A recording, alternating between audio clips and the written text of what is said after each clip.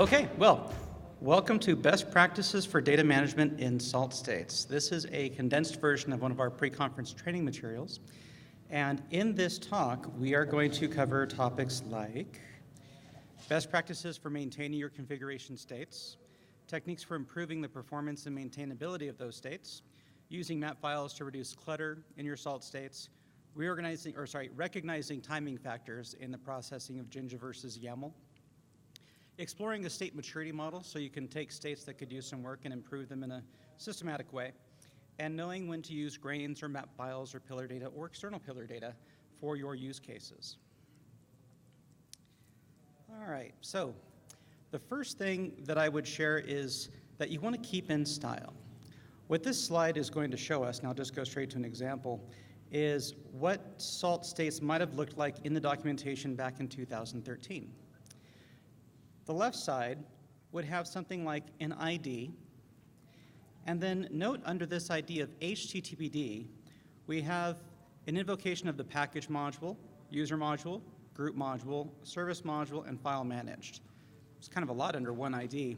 The other thing is some of these, specifically the first four, package, user, service, and group, don't reference a name specifically. And that's okay. What's happening is the ID is being used as the name. However, I find that it's more maintainable, especially for teams, to be explicit with how things are expressed. And so on the right side, what you'll notice is that each section is broken out, and the ID is much more descriptive. Sort of follows that verb-noun format, like install HTTPD or ensure HTTP user. And each one has been broken out so the ID can be specific, and it makes for smaller, more readable state blocks. Another thing I notice here is that the package module is identified, and then the first argument to it is the function being referenced. But that's definitely an old syntax. These days, it would be much more common to see package.installed together on one line, and then what follows would be the arguments.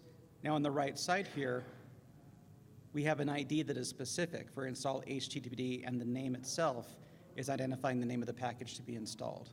In a more mature example of a state, we would probably use a map file to look at what operating system is running, and if it's Red Hat, HTTPD would be the value that would be used in that place, but it would be a Jinja placeholder. Whereas if it was Debian, Apache 2 would be the name. And it's easier to recognize that when you're glancing at a state that's been broken apart a bit further. And all of those same concepts are true for the user.present and group.present example. Something else I'll notice is that when people are thinking about a style guide for their salt states, they'll often get very pedantic about what exactly to call their ID. And so in this case, on the top I've said install HTTPD. That's true the first time you run the state, but probably not the second time you run it. In that case, you're probably ensuring that HTTP is installed and is the correct version. So many folks will decide to name their IDs something like ensure that something is the case. It's totally up to you on exactly how you want to express this, but those are the kinds of arguments that people tend to have with each other as they're refining a style guide. Now, the next thing I would notice on the left side is that the service.running precedes file managed. Now that is actually okay because the state system will note the require and the watch on service.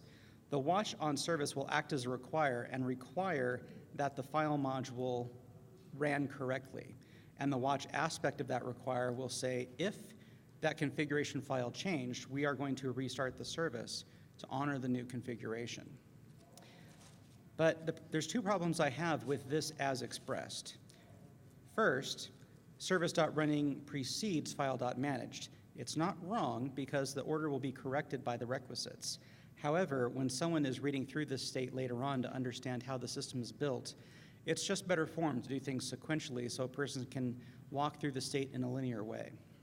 The other thing that I don't like about this is the file is being referenced by name. This location is really a name that points to this. It is referencing file.managed according to the name parameter.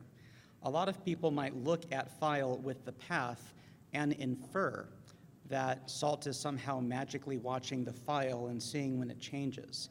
maybe some magic with iNotify. That is not what's happening.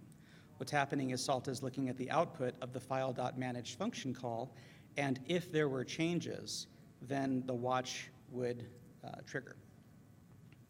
And so it's expressed more clearly on the right side. On the right side, we have configure HTTPD with file managed. The name is the path to the file, and as long as this executes correctly, then the service.running is allowed to run because of its requisites. And note that in this case, file is being referenced by ID as opposed to name. All right, so I hope that's helpful in coming up with a style for keeping your states consistent. And so far, we're just sort of in the world of YAML. We haven't added any Jinja yet, but I wanted to give you a sense of what is good form today.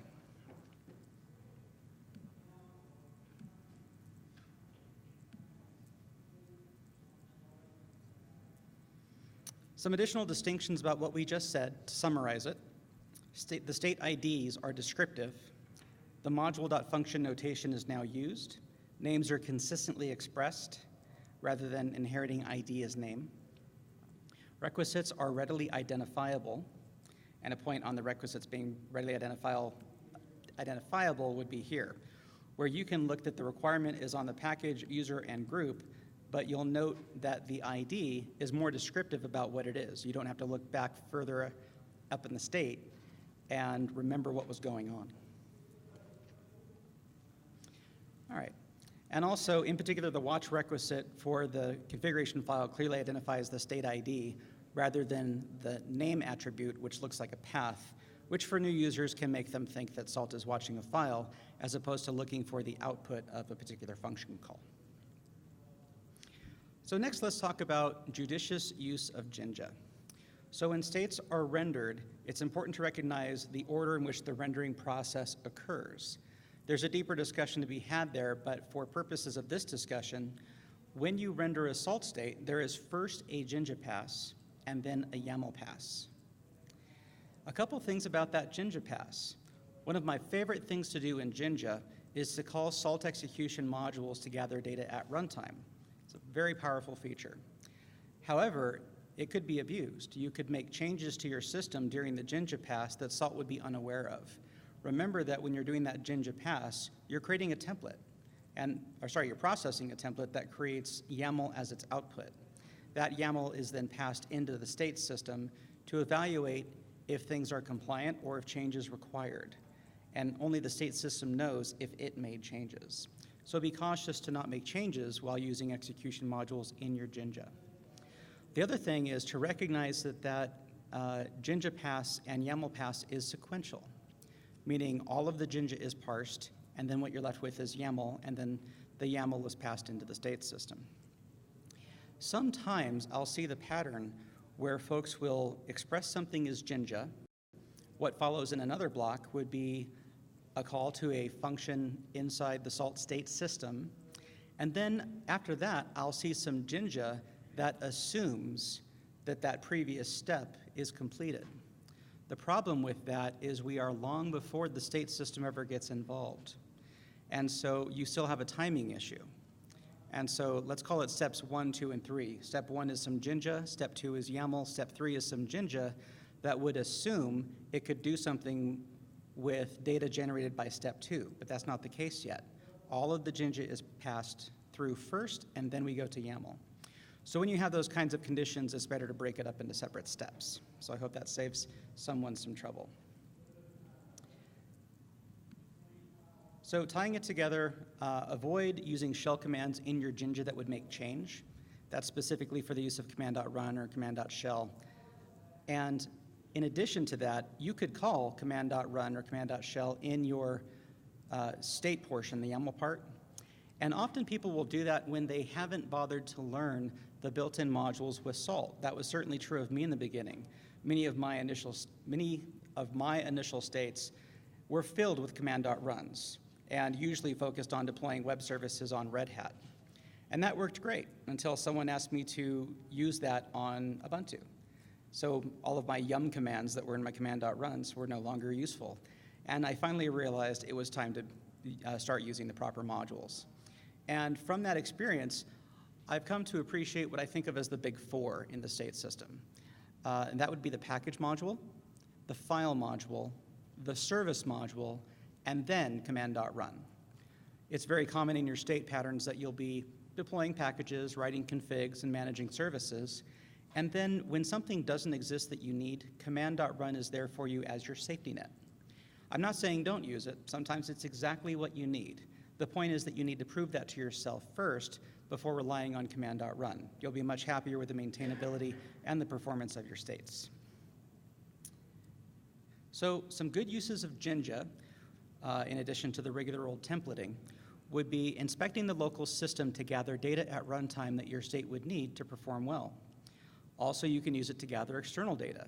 There's nothing that would stop you from calling http.query inside of your Jinja to query some external system, perhaps a CMDB, and gather some configuration data at runtime so you can set that as a Jinja variable and use it in your state. Jinja is also fantastic for light conditionals and looping. If you have to stare at your Jinja for more than a few seconds to know what's going on, it might be too complex. If you see a lot of nesting in your Jinja, it's probably too complex. The answer is to break apart that data somewhere else and spoon-feed something that is simpler to Jinja. A couple of years ago at SaltConf, one of the keynote speakers made a great observation about his team's adoption of Salt. He said that once they realized that Jinja is a templating language and not a programming language, their enjoyment of using Salt went up dramatically. But before that, they were trying to do a bit too much with Jinja and finding that it was getting in their way. And also within Jinja, I've said it before, but I'll say it again, do call execution modules to gather data at runtime to make your states more efficient. It's a really powerful tool. Okay, so when your Jinja is getting too complex, that's probably an indication that you might want to look to a lookup file, or a map file as we tend to call it in the regular Salt training.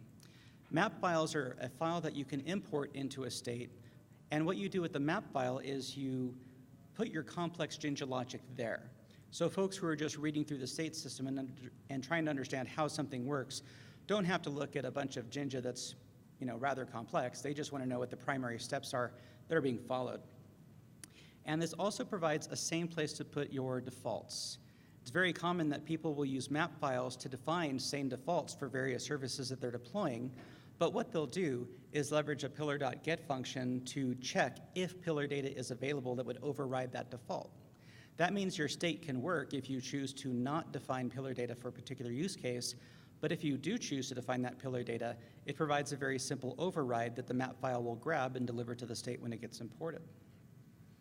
And then finally, it's a great place for environment-specific details. Map files will often consist of things like what to do if you're running on Ubuntu or Red Hat or Windows and so forth. Just a couple of vocabulary terms that you might come across in Salt's documentation. I wanted to talk about state and flow. Whenever you see the word flow, we're talking about execution, such as when you say salt star package.install. You're telling the minion, install this thing on yourself. That's execution. But when you're using a state file that would have the words package.installed, that's state. The state is saying, do I comply? If it does comply, great, we're in the right state. But if we don't comply, then what the state system will do is call the execution module to actually do the installation of the given package for us. That would be flow or execution. Orchestration states are built on a concept of flow plus state. When you do an orchestration state, you're initiating a flow across the environment to determine if state is correct, and if state is not correct, then flow is initiated to bring it into a correct state. And if you use reactors, that's really flow plus flow. You have something coming into the system, you've decided that you want to react to it, you kick off another state, that more than likely kicks off an orchestration, which would go and enforce state on other devices. So sometimes just having a sense of state and flow when you're working with Salt will help you think about where you are in the process. Another bit of vocabulary is states versus formulas. A state file would be some file in your Salt file system ending in .sls. But a formula would be a folder that contains state files as well as resources related to the topic at work. and we're not too hard and fast about calling it that, but we do bring this up at the training so we can try to have a common nomenclature. Regarding your formulas, when you test them and say something like salt target state.sls foo, the way that you would test foo as you develop it is to first run it with state.show_sls. What this does for you is it proves to you first that the state renders properly. You got through the Jinja, you got through the YAML. If you didn't, you'll see some output that will do its best to indicate where something went wrong. Usually when people do something that causes an error in their Jinja or YAML, it has to do with not closing a Jinja statement, or it has to do with forgetting a colon on the ID or function call of a state, as well as forgetting to put a space after a dash for things that are basically lists of attributes in the state modules and functions. Beyond that, it all becomes second nature pretty quickly.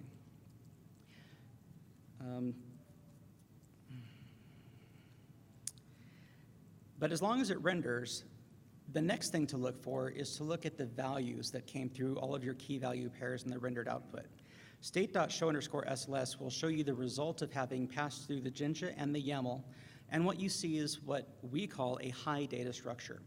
And this is just essentially a Python dictionary that's going to get passed into the state system to make sure that the right modules get called with the right arguments. And when you're working with Jinja, sometimes it can be tricky to get the variables in place that you were trying to get to, if you don't know some of the idiosyncrasies. We'll go into that soon. But always, when you look at the result of show_sls, be sure to look at the values that were actually being passed through to make sure you're getting the values that you want. Once you're convinced that you're seeing the right values and it is rendering, take a look at what would happen when you run that state with state.apply, name of the state, test equals true. What this does is it goes through the Jinja pass and the YAML pass, but then it also goes to the state system. The state system takes a look to see, is change required or am I in the correct state? If it's in the correct state, it's going to come back telling you so. But if something needs to change to be compliant, test equals true stops short of actually making the change. It just tells you what change would take place. And once you think you're ready to actually execute the state, run the state.apply with the name of the state for real and verify that there are no errors and ensure that the test ran correct, ensure that the state ran correctly. And then, most importantly, do it again. The reason you want to do it the second time is not to check for no errors. You've already seen that. What you're looking for now is no changes. You want to convince yourself that what you've written is idempotent, that you can run it over and over again and always be in the right state. All right. So to tie that all up, when you're looking, what you're looking for when you test your formulas is that there's no Jinja or YAML syntax issues, as well as the values that you get. You're paying attention to the execution order to make sure that things happen in the order that you wanted. You want to model for failure. So if you have the unexpected happen, you want to capture that. And then validate that there's a correct result. And once you've done that testing, there's no substitute for going to the minion that you're using as a test subject and visually inspecting all the pieces that the state would have touched. And I mean go as far as to edit the configuration files that you wrote and make sure that you like things as detailed as how much line spacing there is based on any Jinja loops you might have had inside your configuration files to make sure that file looks the way that you would want it to look if you had edited it by hand. All right. Let's talk about some different data types in Jinja and YAML and how you can deal with some of those challenges. In this example, we are going to assume that our network team has given us a list of locations and they want to specify certain states according to the location that something is running in. And so they've given us a dictionary of network locations, and it looks like this. We'll express it in a map file as YAML, specifying a dictionary called myLocation. We'll have location 1, 2, and 3. Now, for example purposes, these are simply stubbed out as a couple of IP addresses. The interesting one is the third. Location 3 is going to be the result of calling an execution module right inside of our Jinja, like we talked about a few minutes ago. So we'll call salt network.ipaddrs. This is a function, but we're not going to pass any arguments. But we want the first list element back. It's going to be, in the case of Amazon, the internal IP address. In our test state, we are going to import that YAML map. And we'll import YAML test map.yaml as my map. Next, we're going to show locations, and we're going to use test.configurable test state to give us some easy output here and know what we're looking at. The test configurable test state will let you specify the name, the result, changes, and a comment. In this case, I'm just specifying changes and a comment of my map to prove that we imported the map as we thought we would. And let's actually do this for real.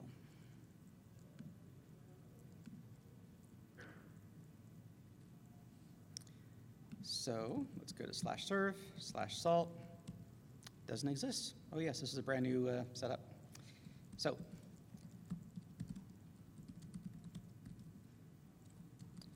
inside salt, let's create a test directory. How's that font size, by the way? Good. Cool. All right. So let's start by creating that map. And we'll see how badly copying from a PDF butchers the YAML. Pretty bad. Let's see.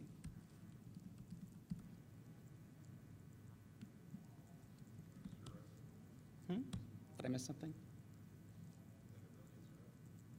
This one? Yep. But thanks for checking.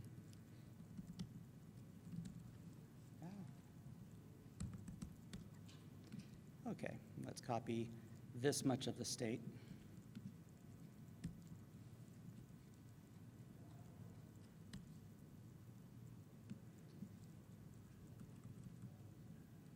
Okay, looks good. So if we do a salt-call state.sls test, we find that we imported the map, and what's in our comment is the dictionary that specified our locations. So we went through a Jinja pass where we imported something, and then a YAML pass where we used a state to show output. I love the use of test.configurable test state to help me debug the values that I'm getting as I'm passing more complex data structures around in Jinja. So let's go a little further with this.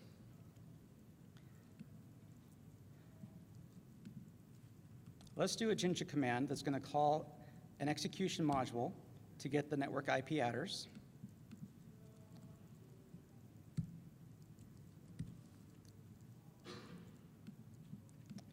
And then let's see what that looks like by leveraging test configurable test state again.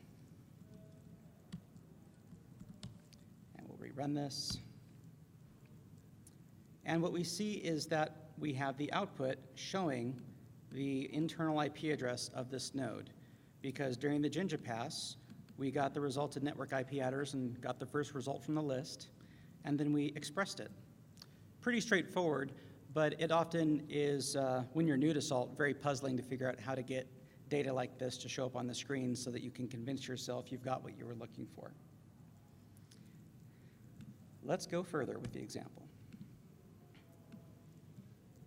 Let's create some placeholders. We'll create a placeholder that is a list and one is a dictionary. And what we're going to do in the next series of examples is iterate through a dictionary and do things, different things.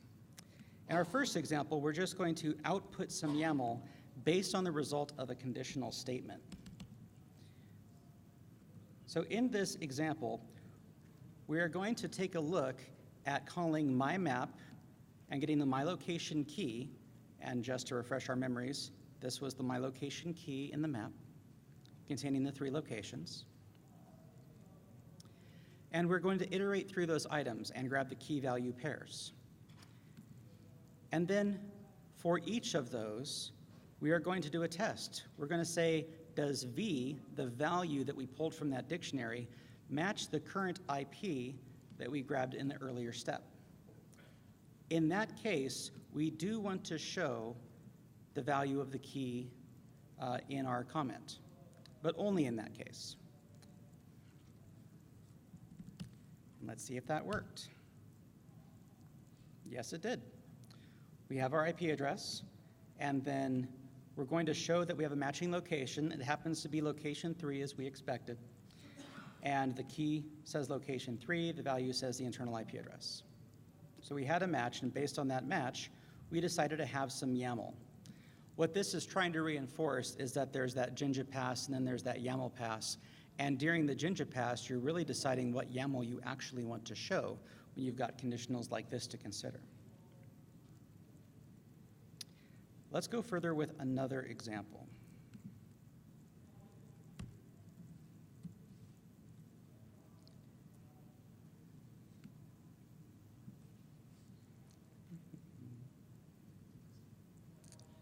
I think that wrapped somewhere it wasn't supposed to, did it? I could grab something I didn't want.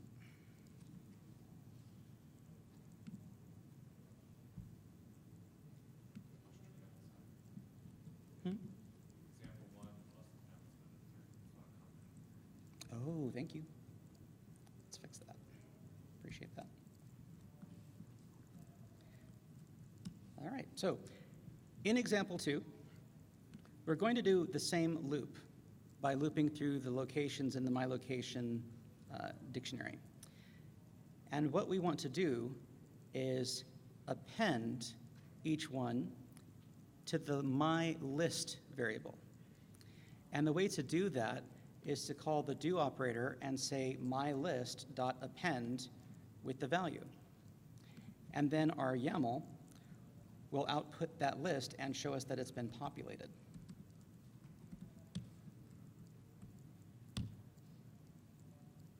And so now we have a list that has the IP addresses of each of the locations.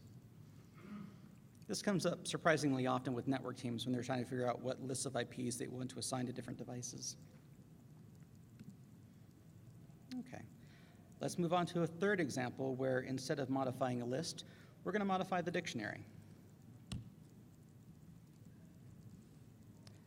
So in example 3, we will iterate through the dictionary again.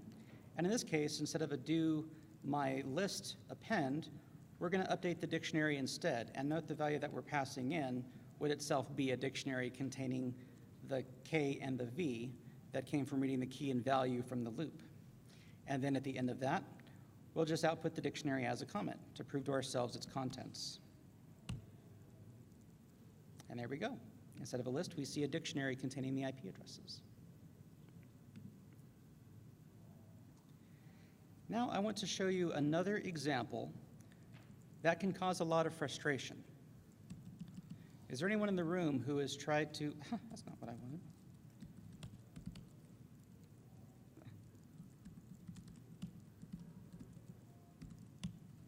Oops. There we go. Is there anyone in the class who has ever been frustrated by trying to change the value of a Jinja variable when they were in a loop? A few. Yeah. Definitely a sore spot as you're getting to know the way around Jinja.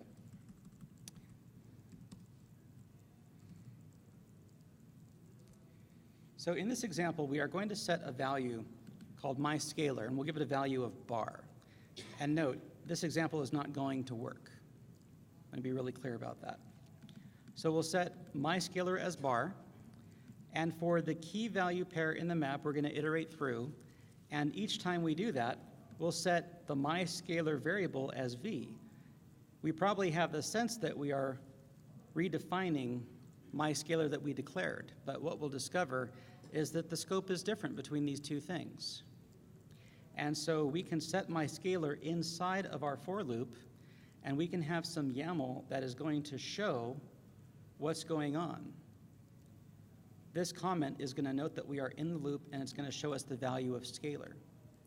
And then when that loop is over, we're going to display one more time the value of myScalar when we're out of the loop.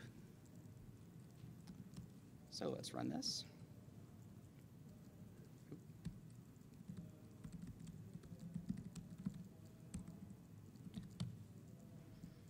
Okay, so what we find in this section is that while we're inside the loop, we're showing the value of myScalar.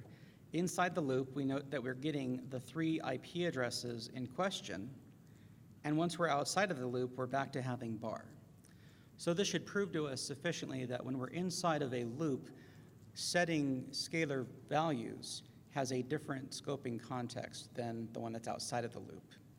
And so what you would want to do is stick with lists and dictionaries when you want to do that kind of a thing.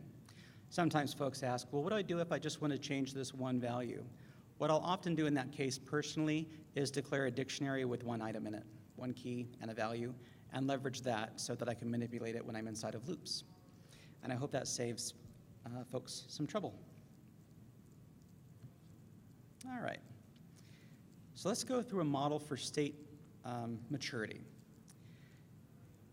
In my early days of SALT, you might have seen something as bad as this, hopefully not quite this bad, but along these lines, where what you had was a series of command.runs to run familiar shell commands for the distribution I was using. And so in this case, I want to create a user account and group for myself and then add myself to that group using the regular old commands. And then we're going to let my colleague Peter have access to the server as well by creating his user and giving him access. Imagine a team of dozens of SAs where their privileges were defined like this. That'd be quite a bit of work. Another problem with this is, aside from repeating ourselves, we're being very distribution specific, aren't we? We're going to do something that might work on one OS but not another. And then the other thing that bothers me about this is you can't run it twice. The first time you run it, you'll get a user in a group and you'll get added to it. But the second time you run it, those command.runs are going to return non-zero exit codes. It's going to fail to create a user that already exists. So there's a few things going wrong here. Let's first address the issue of repeating ourselves. So we can minimize the number of times we're going through this process by setting a list of users. So Gary and Peter are now in a list. And for each of these users, we'll execute some code, and we'll leverage some Jinja to ensure that each ID is unique, because that, of course, is a requirement in your states. And this would solve that use case. We've dealt with the repetition. What we haven't dealt with is the fact that we're leveraging command.run and it's distribution specific, and also that you can only run this once. The second time you run it, you're going to have errors because it'll fail to execute these commands. So what we can do next, one other thing is we're expressing data in our salt state. I strongly encourage you to avoid putting data in your state. Let data come from somewhere else, usually maps and pillars or grains that you set, but not to express them directly in your states. So in this case, we'll start by moving data out of our state, by moving the users Gary and Peter into a key for pillar data called users. And then we can update our state to pull the users in by saying set users according to the value of getting the pillar data.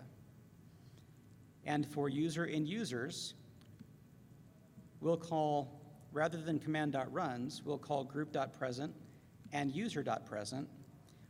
A nice thing about user.present is it will handle group membership for you. So we've gone from 3 stanzas to 2. And what's nice about this is there's no more data in our salt state. And we can run this multiple times because group.present and user.present will operate idempotently. But we can go a little bit further because user.present and group.present can take advantage of more than just the name of something. So let's change our pillar data to be a proper dictionary. Users will reference Gary as the key for a dictionary of Gary's values, and Peter will be the key for a dictionary of Peter's values. And we'll gather the full name, the home, and the groups for these users. Our state will be a little more complicated, but not much. Here's how to read it. We'll grab from pillar data the users and set it as a Jinja variable, and then we are going to iterate through the key and the value. The key and the value. Okay? And so for user and args in users.iterItems, we'll first create our groups. And for each user and group combination, we'll have an iteration that would call a group.present to ensure that the group exists. And then for each user, we'll call a user.present that identifies the name, which is going to come from the key users. and then start leveraging the args value that came in. Full name would be args full name, home would be args home. And then we're going to check if groups was set. If there were no groups, that wouldn't be there. But in this case, we'll say if args groups is present, we'll want the dash groups and the colon, so that what follows when we iterate through the groups would be a list of the groups to create for the given user. So from start to finish, we've improved this in that now it's non-repetitive, it leverages proper state modules for richer functionality, and stores data in the pillar system rather than in the state system. And that sort of leads us to the question, where should data be stored? There's usually a right optimal place for a certain kind of data. Grains would be a great type of storage mechanism for data that's non-sensitive, or things that are minion specific, and again, not sensitive. And the use of grain data would be to do things like drive your targeting behaviors, or drive the behavior of a given state according to its role that is found, or some bit of grain data that you store that would affect state behavior. Data that helps you decide how a state should execute based on non-sensitive factors probably belong in a map file. Examples of this would be things like differences between operating systems or default configuration options, especially if you intend to override them by setting pillar data, but not being required to. When we get into pillar data, this would be things that are very sensitive, like credentials, or somewhat sensitive, things like IP ranges or building locations or names of SAs and their phone numbers. These are things you want to keep private. I'm not suggesting that you do this. In fact, I would tell you don't do this. But imagine as your guiding light, you would want to be confident enough that data is not in your states, that you would be comfortable putting your entire state tree on public GitHub and knowing that you hadn't exposed anything sensitive about your organization. That's the way to look at your state tree in terms of scrubbing it of data. And the reason for that is this could be an attack vector. Everything under /serve/salt is public knowledge as far as any minion is concerned. So if you had a minion that connected to your salt master, remember, it can see anything in the state tree. And so if you weren't being careful with ensuring that there weren't things like credentials in your state files, then that could be an attack vector for you. Inside the salt master documentation, you might note that the option of auto accept true is discouraged. This is the reason for that if people are not being careful with what's in the state system, they might expose something they didn't mean to. The other thing I want to say about data in your salt states, this is specifically the pillar top file I'm about to talk about. Never use grain data with the exception of ID to decide what pillar data a minion can see. The reason for that is if someone has compromised a salt minion and they start tinkering with the grain data and changing things like the role from one type of service to another, their goal might be to get the system to expose database credentials that they could then exploit. Does that make sense? So ideally, you want to stick with IDs or IDs with wildcards on them if you have a solid naming structure that you can depend on in your environment. And then beyond that, I would move to external pillar data. One of the things I love about external pillar data is as long as you have the minion ID as a value in some table that you can do a lookup on, you can now share data from an external source with your minion. And what I like about that is now people who are not a part of the SALT administration team can have a role in defining pillar data by giving them a safe front end to use where they can define that pillar data without them needing to have root access on your SALT master to do it. And so I hope that was useful to you. Feel free to ask any questions, and I hope you enjoy the rest of your time here at SaltConf. Thanks very much.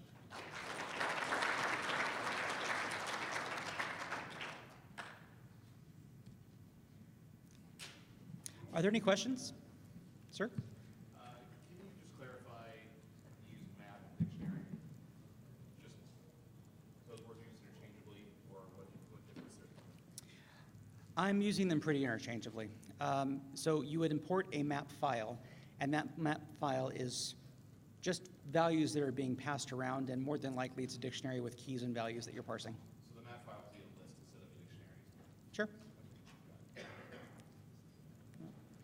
Any other questions? All right, well, thank you very, very much. Take care.